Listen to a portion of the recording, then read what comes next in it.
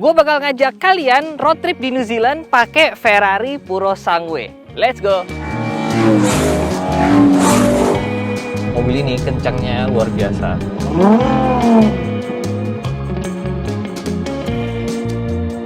Ini adalah mobil Ferrari yang paling tinggi nih. Cuma mereka nggak mau nyebutnya SUV. Tapi ini adalah Ferrari pertama dengan 4 pintu.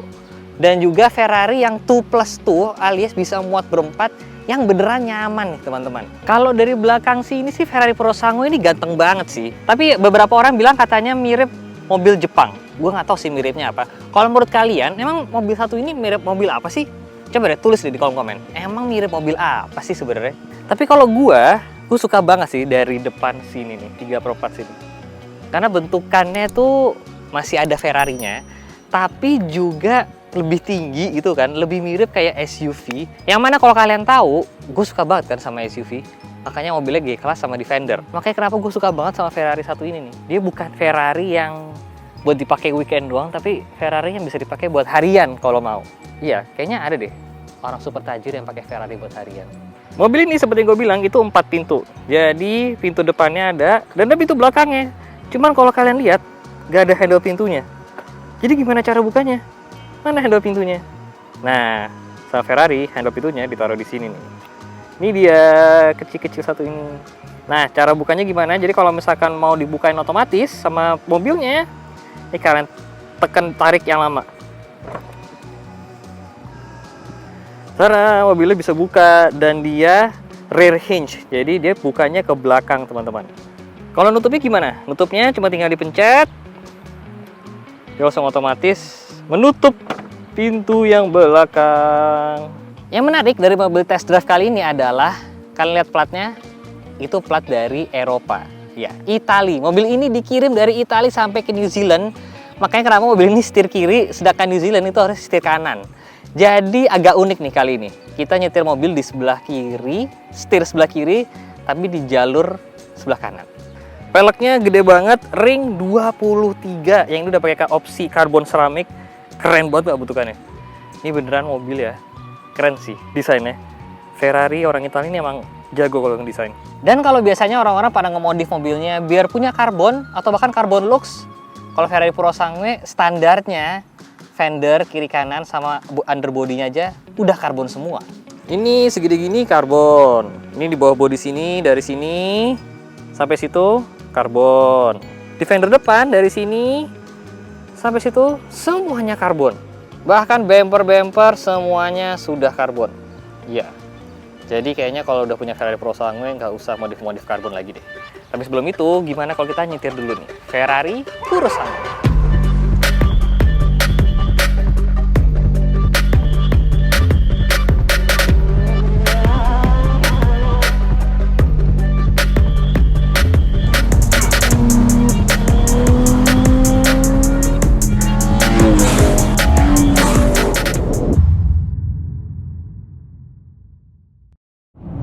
Nyetir Ferrari Purosangue V12 yang setir kiri tapi di jalur kiri.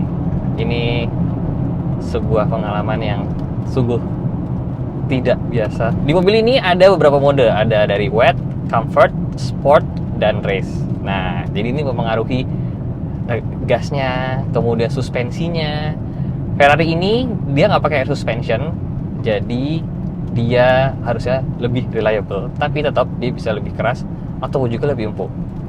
Nah, gue lagi pakai mode sport dan suspensinya langsung otomatis di yang hard.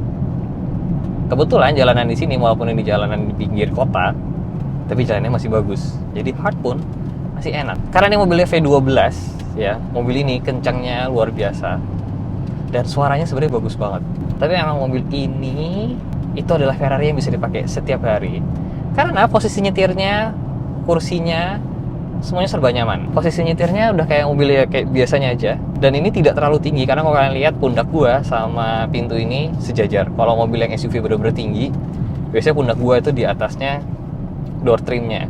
Tapi kalau ini masih cukup sejajar. Jadi kayak bukan SUV tapi juga bukan sports car banget. Tapi kalau dari mesin sih ini sports car sekali.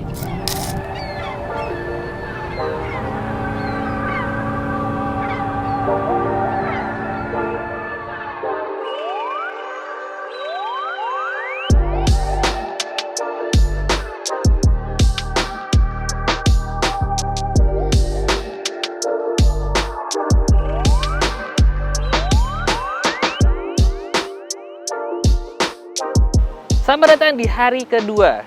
Di belakang gue sekarang sudah ada Purosangue merah dan Purosangue yang warna biru.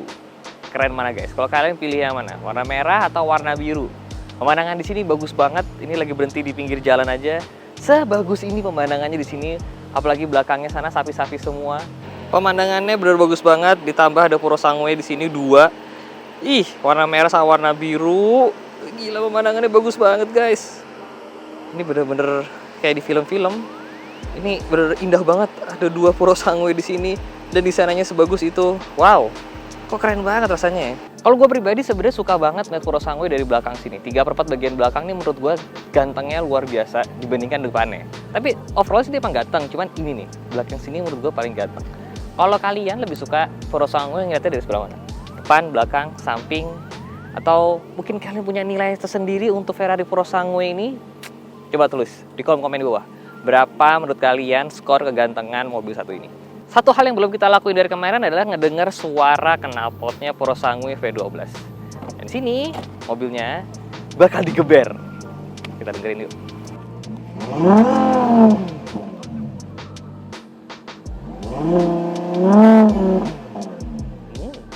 Suaranya V12 luar biasa banget.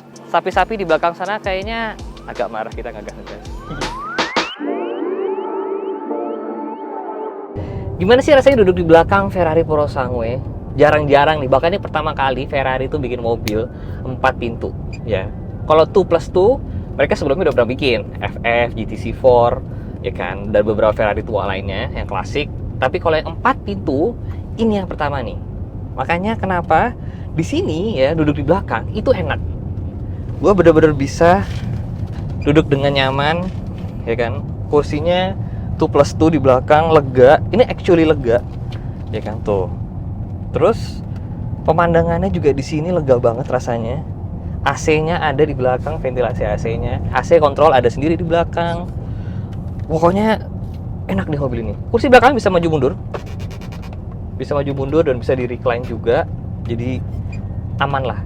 Kalau mau disupirin aman. Mau nyetirin anak ke sekolah, ini Ferrari yang paling pas.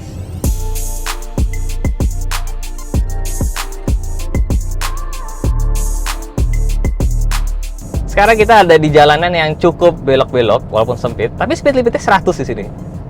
So kita pakai gigi 2, baru lari 50. Jadi kita bisa ngegas dikit lah ya.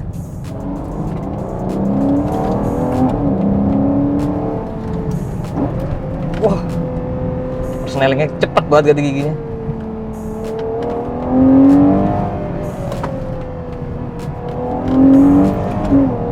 Jadi jalanan di sini ada speed limitnya, walaupun di daerah hutan begini itu maksimal biasanya cuma 100 mentok. Kedengarannya kayak nggak kencang, tapi 100 di jalanan sekecil gini sebenarnya kenceng banget rasanya. Apalagi tadi sempit banget. Suspensinya kan bisa di set antara soft, medium, dan hard, dan itu kerasa banget bedanya. Dari yang soft, empuk, kalau tiba-tiba pindah ke hard, dia langsung jadi bener-bener agile. Mobil ini tuh bukan mobil yang kecil sih, jadi nggak kayak Ferrari lain yang bener-bener kecil banget gitu. Kira-kira gedenya tuh seapa ya? Mungkin mobil ini kalau dibandingin sama Lamborghini Urus ini lebih kecil.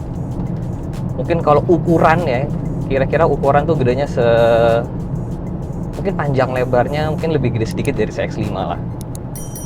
Tapi feel-nya masih kayak mobil sport sih. Yang mana kayak setirnya tuh direct banget. Suspensinya tuh enak buat nyetir-nyetir kencang, tenaganya luar biasa banget. Dan yang penting itu mobilnya nggak kerasa berat. Karena emang salah satunya juga ditambah karena dia udah ada 4-wheel steering. Jadi ban belakangnya itu ikut belok. Nah, itu yang ngebuat mobil yang segede gini ya, itu rasanya jadi lebih kecil karena dia beloknya lebih tajam. Jalanan di New Zealand kira-kira kayak gini guys. Jadi jalanan 2 jalur, kecepatannya 100 speed limit di sini. Kita baru ada 70. Dan itu 100. Ini agak aneh karena gue setir kiri, tapi ini gue di jalur kiri. Jadi kalau mau nyalip-nyalip agak susah. Tapi pemandangannya emang bagus banget. Bisa kalian lihat di depan. Wah, gede giginya. Nah, kalau misalnya kita udah sampai kota nih, biasanya speed limitnya turun nih. langsung turun ke 80. Nah ini biasanya kita kalau ada speed level 80, ini berarti udah masuk ke daerah pemukiman biasanya di sini nih. Di sini kalau kalian lihat lambang stop kayak gini nih, nah ini artinya kalian harus berhenti setidaknya 3 detik. 1, 2, 3. Nah, kalau lambang stop kalian nggak berhenti, langsung ditilang sama Pak Polisi.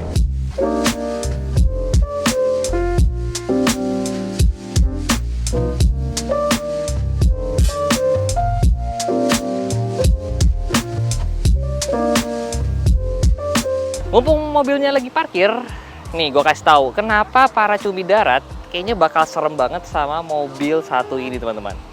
Iya, alasannya adalah, ini dia nih alasannya, mesinnya ini adalah V12 alias 12 silinder V-shape, menghasilkan 725 horsepower dan 716 Nm of torque.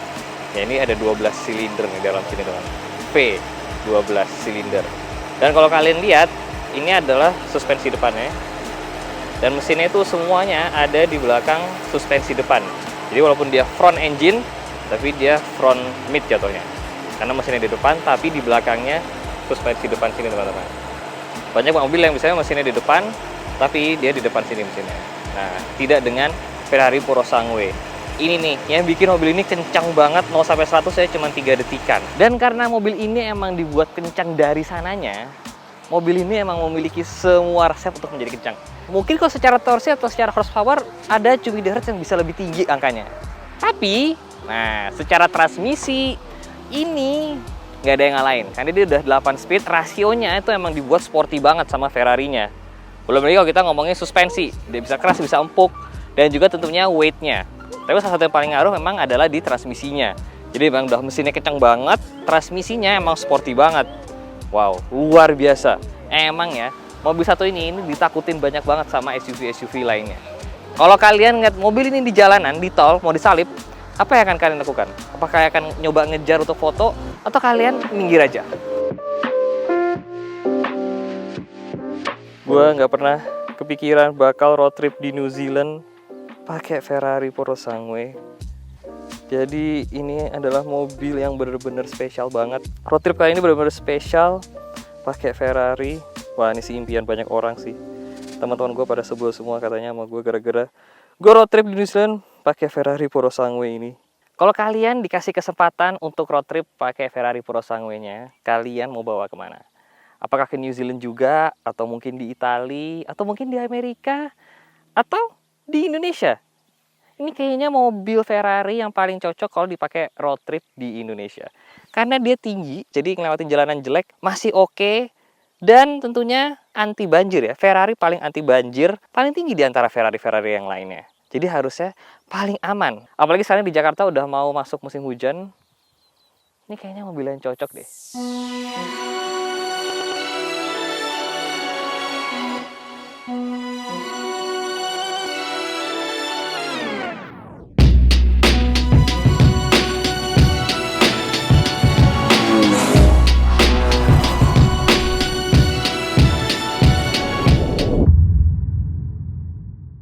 Jadi kita sudah sampai di titik akhirnya teman-teman. Jadi kita ada di tempat namanya Kinloch. Nah, di belakang gue itu adalah danau, pokoknya sebuah danau yang ada di pulau utara New Zealand teman-teman. Nah, gimana sih road trip pakai Ferrari Purosangue ini satu ini? Seru banget, bener-bener mobil yang cocok banget ya. Ferrari yang emang cocok dipakai road trip di alam seperti ini.